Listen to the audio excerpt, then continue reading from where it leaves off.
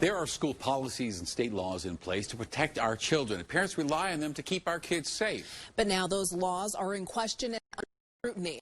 School employees in Highlands Ranch waited 3 days to report allegations of children as young as 6 inappropriately touching each other on school grounds. Denver 7's Addie Guajardo spoke to the local newspaper that broke the story. It's a headline that raises eyebrows and questions. I don't feel safe. A school's nightmare. How educators responded to alleged sexual contact by first graders. Colorado Community Media broke the story. For weeks, Jessica Gibbs and her editor, Mark Hardin, pored over documents, made countless calls that uncovered. The investigators initially looked into allegations of sexual contact among students in the first grade. The alleged inappropriate touching among first graders at Sand Creek Elementary School is believed to date back to October. The assistant principal began investigating under the direction of Principal Casey Whitehurst on February 18th. What the story reveals is that there was a lot of confusion about exactly when they needed to report this. Let's take a step back in time and shed light on details. The report released by the Douglas County Sheriff's Office to Denver 7 reveals that school officials waited 3 days to file a report. State law requires school officials to file a report immediately to Child Protective Services if there is suspected child abuse. The assistant principal claims Whitehurst asked her to look into the situation, and as she interviewed students from the assistant principal, and it reads, I pulled him aside for a moment and told him that this was bigger than we thought. When she pressed, she says the principal said if it occurred again, they would contact police. Concerned, she eventually filed a report with the sheriff's office herself, which launched 2 investigations, one into unlawful sexual contact between students, the second into failure to report allegations.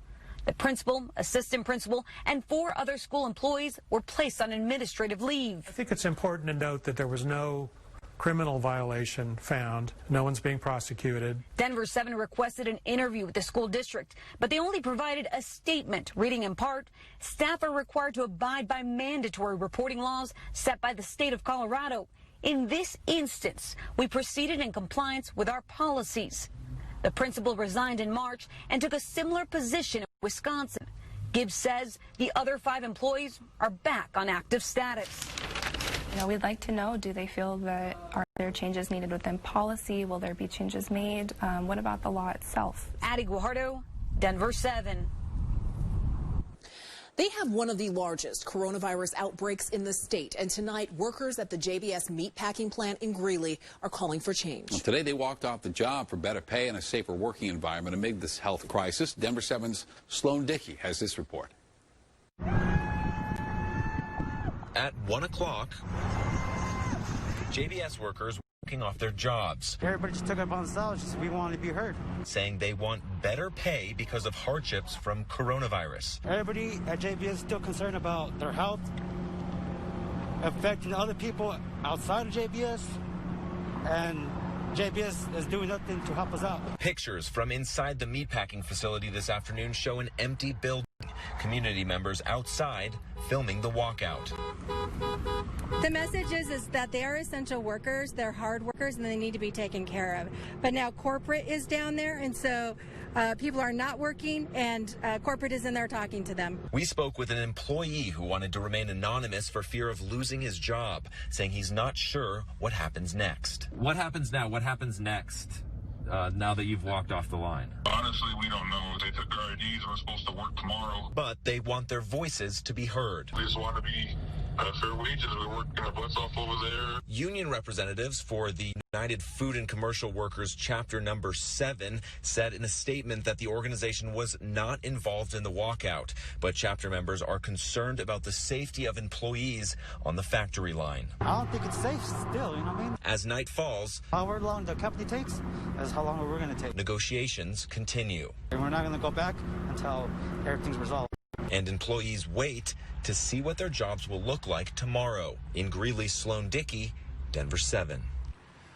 Terrifying moments for an Aspen homeowner who was confronted by a bear in his own home in the middle of the night. The bear was somehow able to open the front door handle, walk right in. This is about 1:30 in the morning. The bear swiped at the man, in fact, got him in the head, face, and neck, suffered serious lacerations. So I want you to listen to the moments he calls 911. A bear came in her, and he hit me with his paw, so I'm bleeding in the head. Medic 95, a copy, urine route.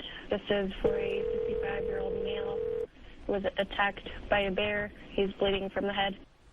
Wildlife officials were able to find the bear and euthanize the bear. The victim was flown to Grand Junction Hospital for surgery. He's expected to be okay.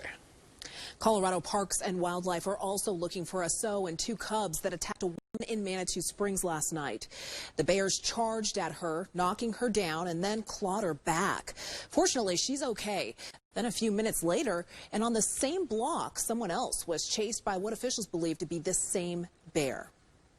We've officially hit the hottest day of the year, and we're wrapping up a 9-day hot streak. The record in Denver is a 24-day streak of 90-degree-plus heat. Chief Meteorologist Mike Nelson's here with what the weekend looks like, and the heat's going to stick around, it looks like, Mike. It's so dry out there that it doesn't take much to heat those temperatures up. This is the map of the drought across the state of Colorado. And with the temperatures that we had today and the low humidity, bad combination. 99 the high in Denver, 101 Fort Collins and Greeley, and down at Pueblo, 100 at Akron. And there's not much to see out there. There are some storms out in Nebraska, but nothing in Colorado. Now, those Nebraska storms are ahead of a cold front that's coming in that will usher in slightly cooler air. And I mean slightly, for Saturday. Slight relief coming up, not much moisture. The fire danger going to remain high. How many more days in the 90s and near 100? I'll have the answer for you coming up in just a few more minutes. Thank you, Mike. Since Monday, more than 2,100 new coronavirus cases have been reported in Colorado. 666 of those were today, the biggest single jump in cases in nearly 3 months. Some of that jump can be explained by math. More people are getting tested, so more people are testing positive. But state officials say that does not explain all of it, and it's clear social distancing rules are not being followed as closely as they were a few weeks ago.